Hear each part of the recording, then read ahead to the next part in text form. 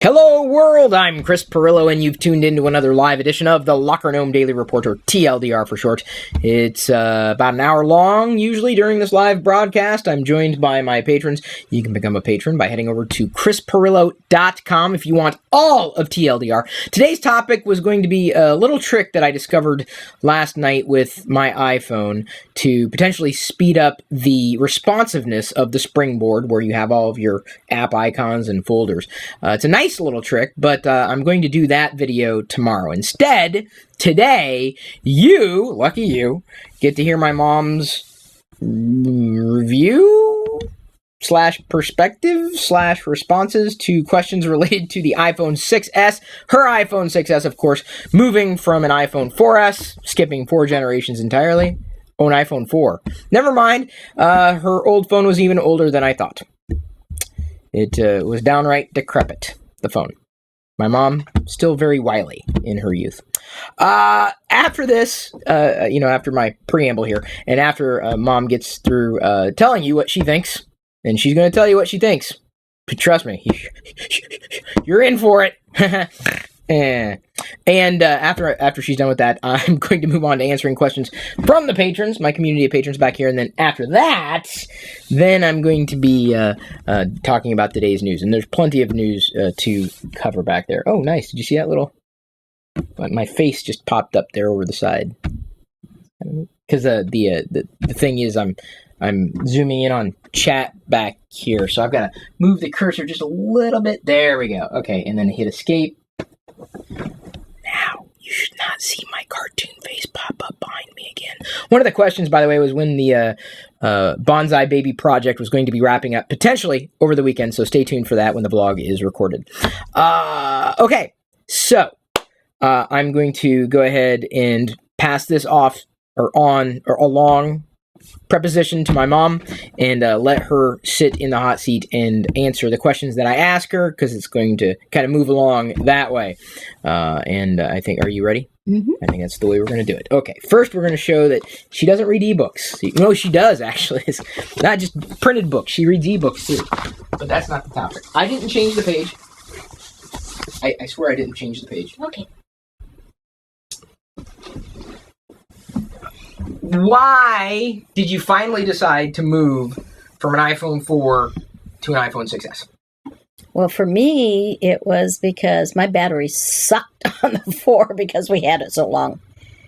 But you didn't want to move. You were thinking that the screen size would be too large. Mm-hmm. Wouldn't that be an impediment to, upgrading even if you were jumping several generations? I was worried about being able to cope with the changes that we came across with the 6, because it is a lot different from the 4, but I haven't seemed to have too much trouble.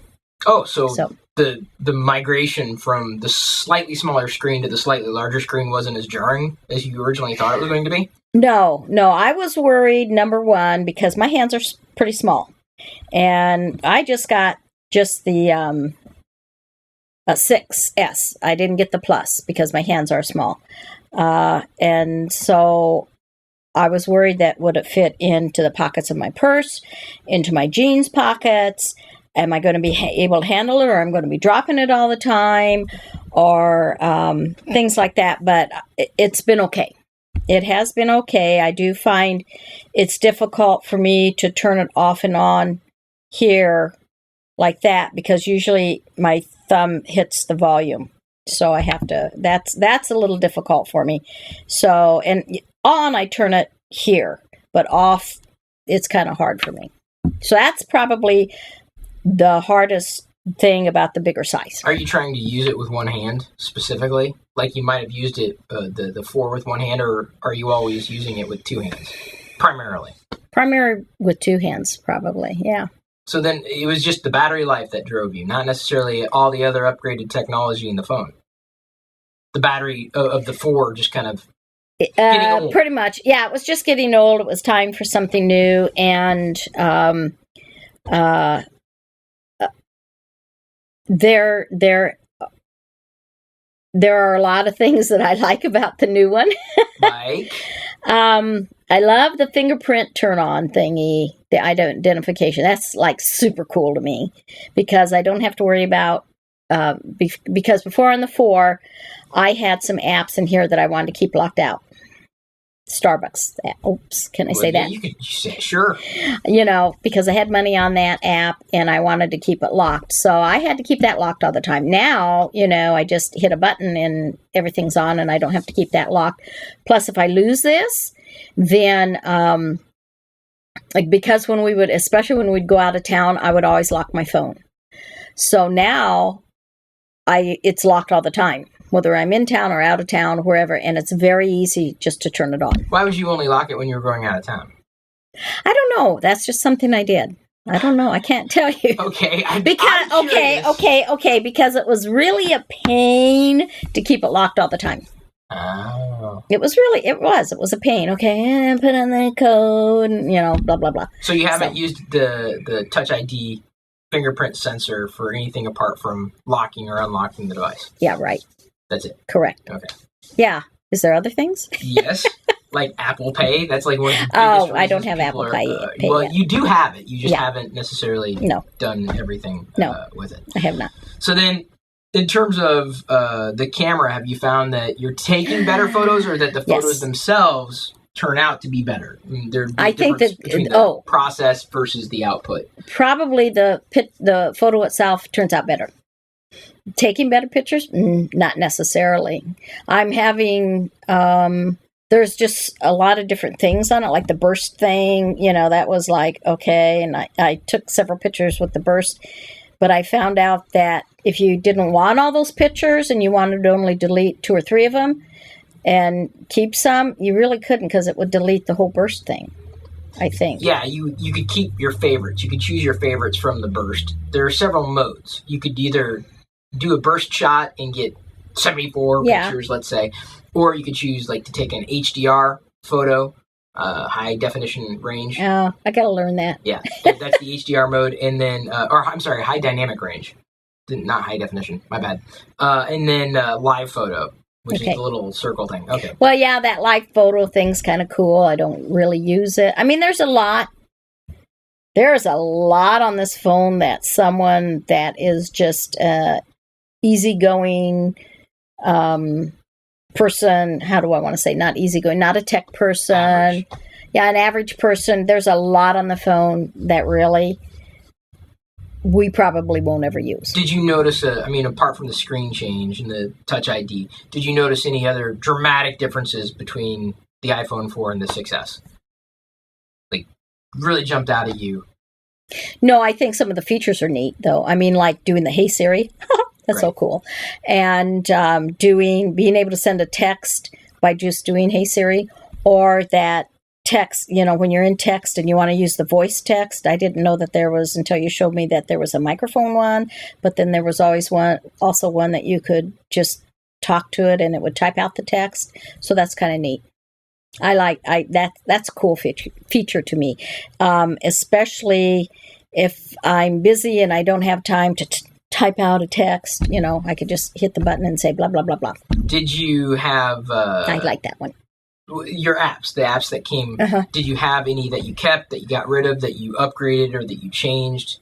Are you still using the same stuff? I'm using basically the same apps. But I have added, because on my 4, I had only 16 gigs. Now I think we did the 64 because there was only very little difference in the cost between the 32 or 16. I don't remember where it went. There was one 32. I don't think they offered 32. 16, 64, 128. Yeah. Okay. So I think I have the 128. Because the difference between the 64 and the 128 was just hardly nothing. So we just went with the 128.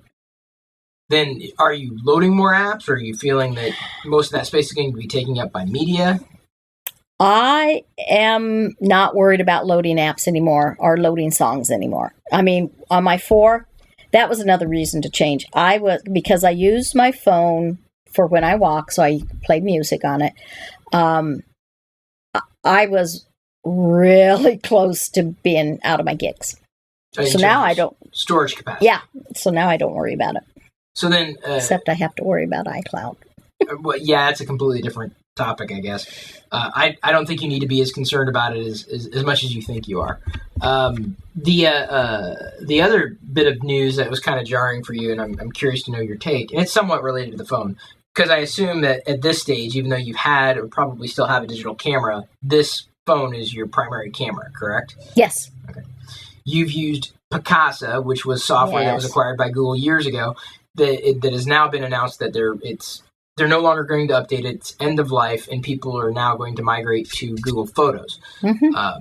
Are you going to change anything? Are you going to continue to use Picasa, or because most of your what?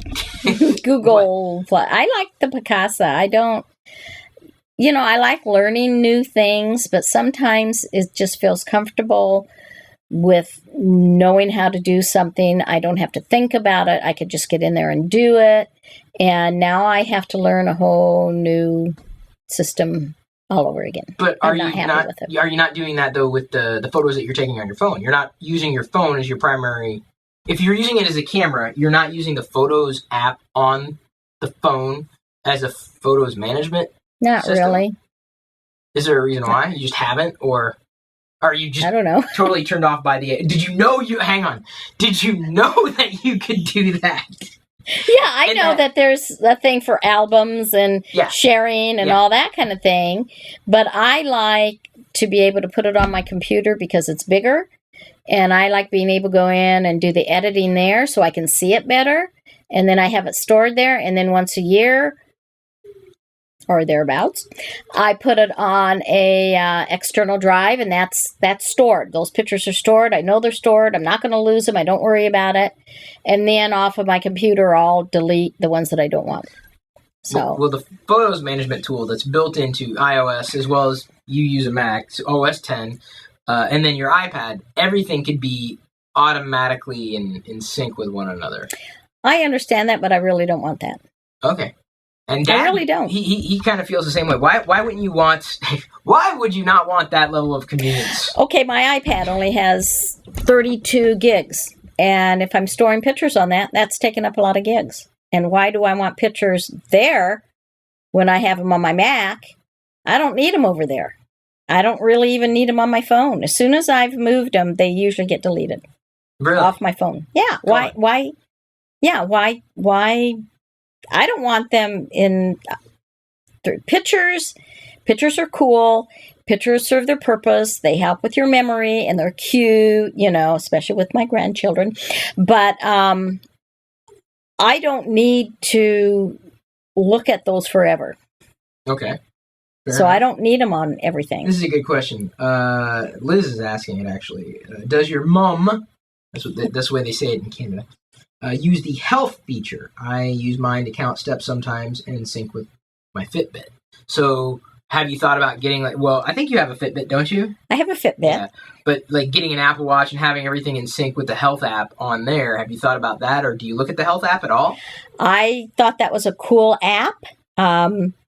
And except that you have to have that with you all the time. The phone. Yeah, you have to have the phone with you in your pocket all the time, all day long. I don't. Well, unless you're wearing your tracker. Correct, but I don't like that. I like the clip-on Fitbit.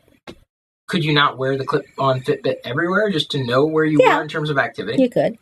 See, that's what I do. I got the watch, and it tells me automatically. Right, but I have used the Fitbit so long that I basically know how many steps 1,000 steps takes. Right. How long, I'm pretty active at home. I'm always doing something up, down, around, usually. But you don't always have your phone on. Right. Okay.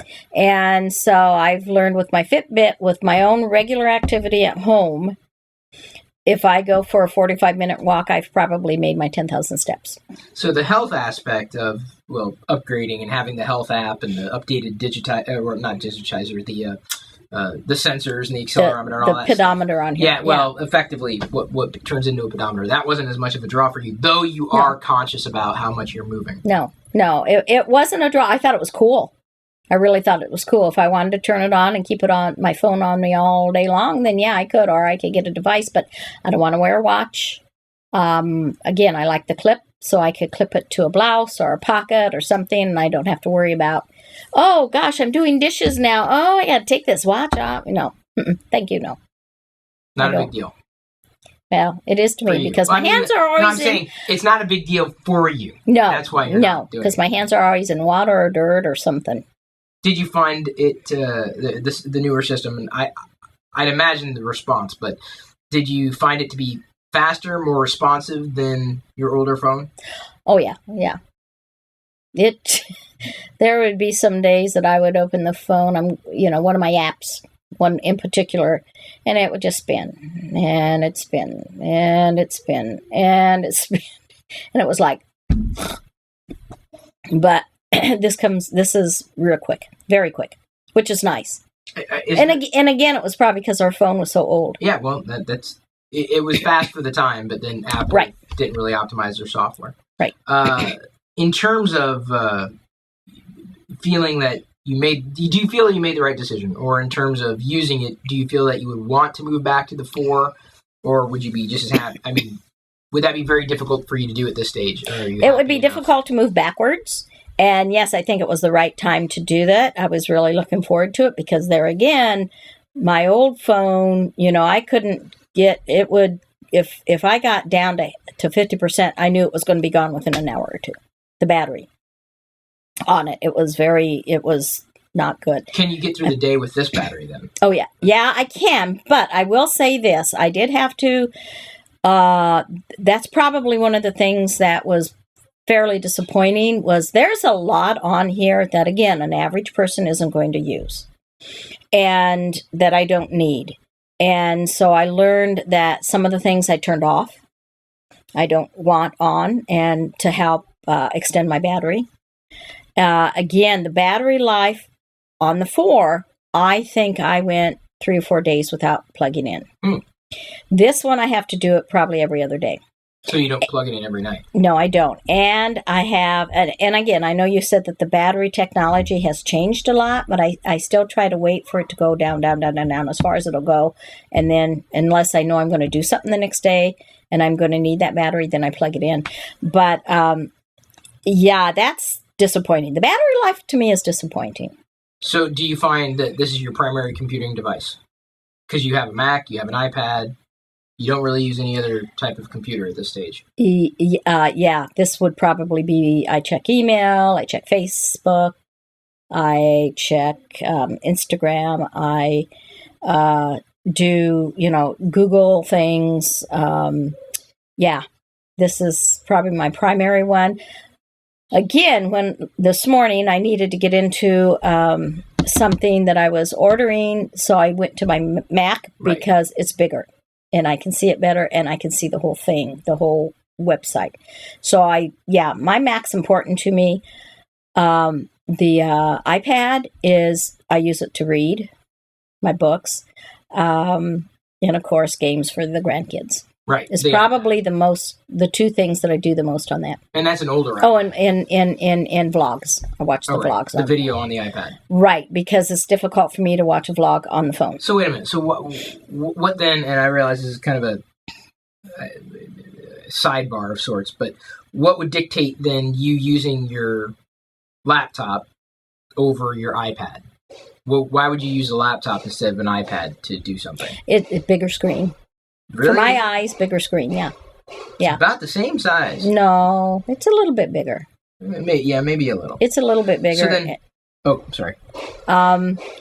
And again, I like to use my Picasa on the Mac. I'm not looking for, I know that I have to look at that Google thingy, whatever it is that they're doing, forcing people into, which really ticks me off. I don't know why they can't leave the old one on there too. But anyway, my little rant. I like to, it's just bigger. I do my Word on my Mac. Just a bigger screen, pretty much. Most of my games are on my iPad. Right. And When I'm on my Mac, then I, check the email and check all that and get that done off of there. But generally, it's checked on the iPhone. Then what do you think, if you went with the 6S over the 6S Plus, what do you think of Dad's phone, since he has a 6S Too big Plus? for me. For you? Too big for me, yeah. I'm glad I didn't go. I really struggled with doing it because of the bigger screen and my eyes. I'm glad I didn't. Very glad I didn't. Anything else you wanted to say about the 6S or iPhone experience in general? Well, that there's a lot of features I like on it, again,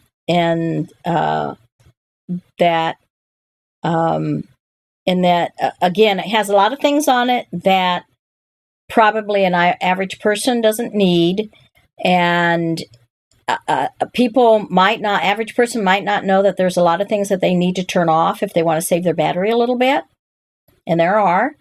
And the other thing that I like on here, because I don't think we had it on the 4, but when you lock the screen, there's an emergency button that if something happens to you or you lose your iPhone and someone's honest and wants to turn it in, they can go into that and they can find a phone number.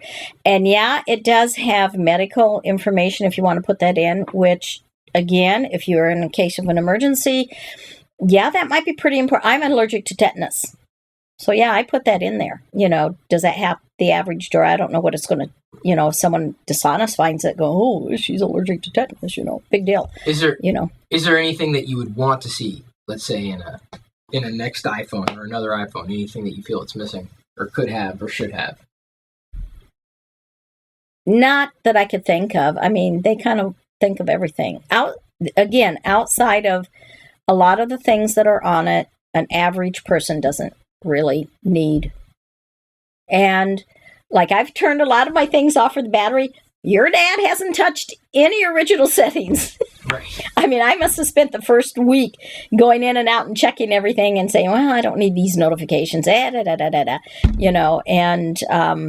I found some areas that there was one that I totally turned off that probably shouldn't say this. That was just information that was being sent to Apple. Well, right. Why? What do I care? Right. So I turned that completely off. Right. System settings, I think. No, system something. I can't remember. It's probably diagnostic. Yeah. Diagnostic system information. And it's like, well, what do I care? If it's using my battery, it's going off. So do you think it's going to be another 4 years, 5 years before you upgrade to the next iPhone? Could be. Yeah, could be. What would be the one thing that would drive you to another iPhone? The next iPhone, let's say. Would it be like the battery life is tremendously larger? That would be important because this. I mean, I'm always, I'm on this a lot. We're going to go someplace. Google the address, or we're going to go. What's this information? It's amazing that we can just Google something to find an answer. When I was growing up and you were growing up, you went to an encyclopedia, or you made a phone call, or we just didn't have that ready information. And it's kind of cool that we do cool and not cool. So. Fair enough. All right. Okay. I think that's about it. Okay. Take my iPhone and my book. Printed book. My printed book. So again, you read ebooks all the time. I do. I just worry about running out of battery. Yeah, I just carry an external battery pack. That's my goal. Yeah, I have that now. Not worry about battery life ever, which can be a challenge, no doubt about it. But my parents, I can no longer use them as an example of people who have not yet upgraded their phone experience, because now, of course, everybody's got a completely different choice in terms of their smartphone platform. But I thought it'd be kind of nice now that we've had Dad on to talk about his iPhone 6S Plus experience and Mom to talk about her iPhone 6S experience. These are average people. Average consumers having to deal with technology and not really knowing the nuances that a lot of people who do understand technology know. And if anything, I've always felt that most of my audience, if you will, despite it being filled with geeks and nerds, I just feel that the things that I want to talk about in the realm of technology is really focused on people like my parents. Which isn't to say that I don't appreciate having the support of geeks and nerds, no matter where your level of technology proficiency happens to be in the grand scheme of things. It's just that I feel that when I'm talking about something, I want to address people like my parents. Not so much do the navel-gazing thing and talking about how great technology is, because quite honestly, sometimes technology is not all that great. And the average consumer doesn't necessarily understand some of the finer points of an update or an upgrade, and specs are usually irrelevant in terms of their average use, apart from what's going to give them a better experience.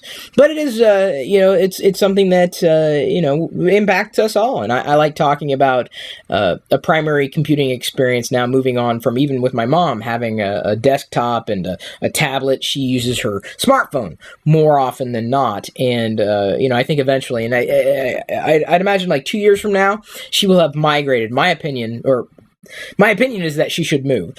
My prognostication is that she will leave behind Picasa, which was fantastic for the time, like way back in the day. It used to be shareware. I don't know if you knew this. Picasa used to be a $30 piece of shareware that was wonderful back in the day.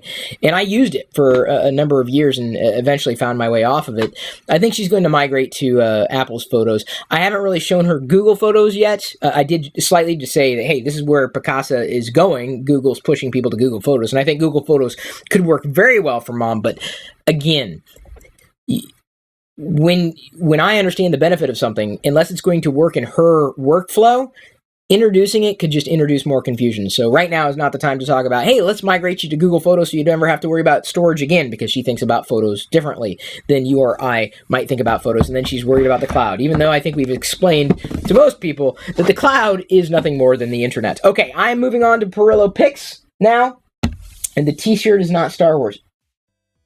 If you think this is Star Wars, man, you need to do some research. This is far from Star. It could be Star Wars, wizardry, Gandalfish, 8-bitty. I love 8-bit.